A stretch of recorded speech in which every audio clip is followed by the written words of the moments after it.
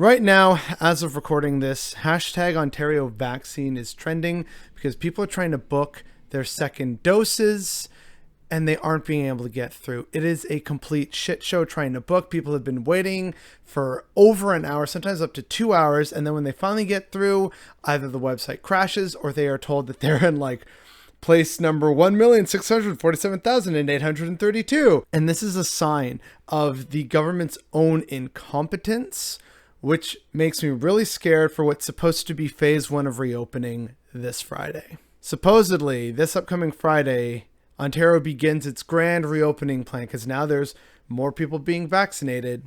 But here's the thing, and of course the Ontario government isn't talking about it because they want people to feel like they're seeing progress, and we are all exhausted by this pandemic. The problem, however, is that there is a new 50% more infectious variant that is spreading. Granted, our current case numbers are low, but there's still a chance for this more infectious one to pick up, which means, yay, we're reopening, but not everyone's fully vaccinated. Yes, it's better to have one dose than not, but we're still going to have lots of young people interacting. We're going to have lots of people out on patios, having backyard barbecues, going up to cottages.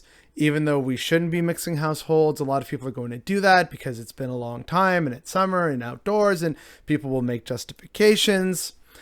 And that means we're going to have a fourth lockdown. We are going to have a fourth lockdown probably late summer or just in time for school to start again in September. And it's going to be a lockdown that is going to, again, last for a month or longer, depending how many more people continue to get vaccinated and if this new, more infectious variant actually manages to take hold over the course of the summer. We should all brace ourselves for another lockdown, either later this summer or in the autumn. The Delta variant continues to spread here in Ontario, but we're going to take a step back for a moment and take a look at the Delta variant around the world and what other nations are doing or aren't doing, and why we should all be very concerned here in Ontario and in Canada at large.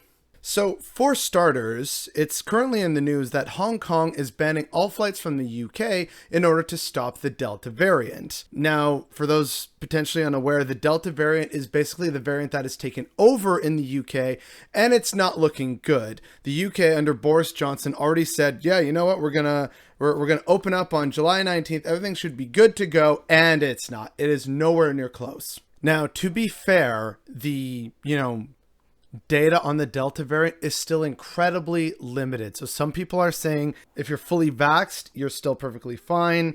Others are saying if you have only one jab, it's a problem.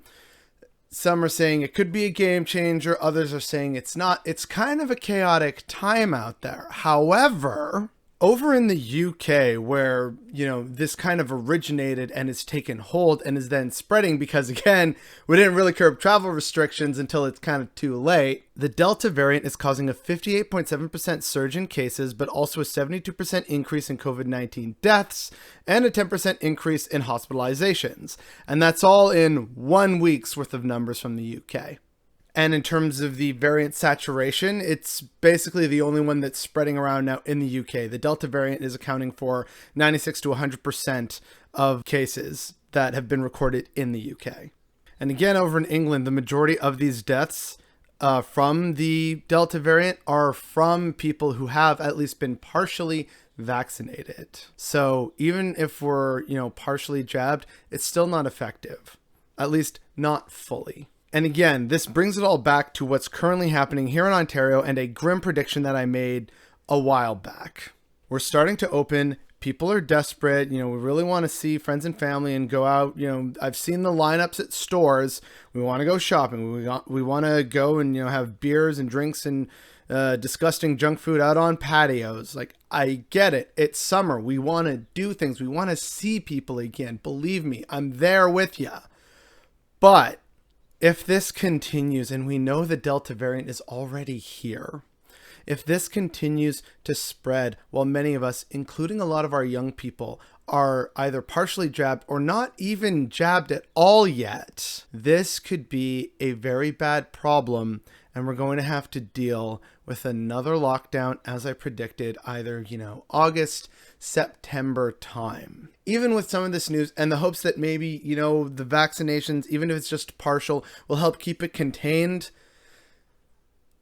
we have no evidence to suggest that that will be the case. This is not a recipe for success. It is a recipe for yet another lockdown and more disasters and more just government negligence and irresponsibility. I really hate being right sometimes. Like how I was right about, oh, look, we're going to have another fourth wave because we are selfish bastards who can't get our shit together. And right now we're right on track for having to go back into lockdown right in time for school, like I called it.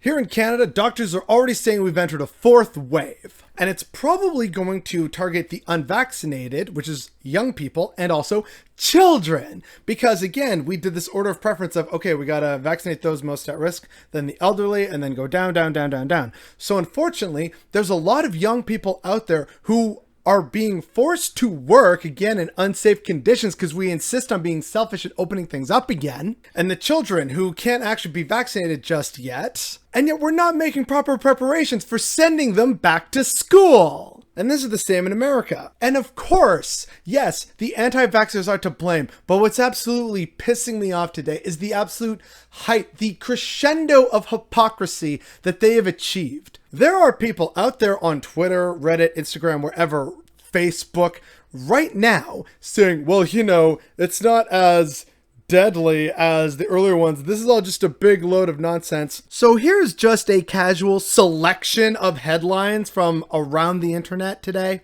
Is the Delta variant more dangerous for children? A growing number of kids are very sick. The surge in pediatric infections worries doctors, especially on the cusp of flu season, saying COVID's potential impact on kids is beyond what flu would ever do. Children's hospitals in Tennessee will be full by the end of this week, the state health department projected. The 94 children admitted to Florida's Wolfson Children's Hospital in July was more than 4 times the number admitted in June. Overflow COVID tents pop up outside LBJ Hospital as Delta pushes Harris Health near ICU capacity. ICU capacity dwindles as Delta variant surges across North Texas. As Delta variant spreads, Florida hospitals race to find open beds. Can't help but notice these red states doing a bang-up job of public safety. So no, assholes on the internet, this isn't less serious than before because they're already struggling to find ICU beds for people who are sick. America is at, again, 100,000 new coronavirus cases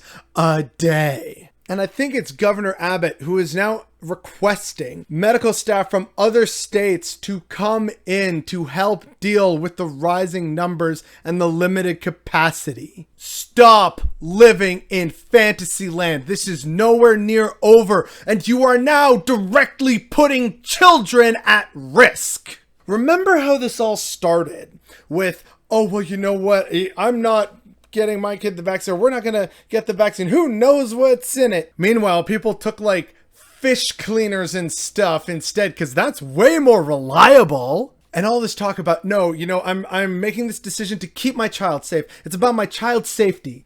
Then explain this. Explain this situation. Probably also supporting these same governors who are doing these terrible actions, which are negatively impacting people, including your kids, whether they're young kids or older kids in, high school, university, they got jobs maybe. This is negatively impacting those who have yet to be vaccinated. And as we've seen with the rise in cases and hospitalizations, this isn't over. People's selfishness and refusal to accept actual scientific fact is literally killing kids. I bet a lot of these people claim they're pro-life too. What's happening right now was entirely avoidable in Canada, in America, Britain, Australia, wherever. But our governments are terrible and beholden to a capitalist ruling class, and the various governors and premiers are so corrupt that they will mandate laws to allow for infection to spread. They don't care about science. They don't actually care about the voting populace and the electorate. They just care about their donors. and their image. And that is why we once again have another wave. It's official, folks. We have a fourth fucking wave. And it is because of our leaders' inability to actually do anything meaningful. And it is the inability of many of our fellows in society to take one for the team.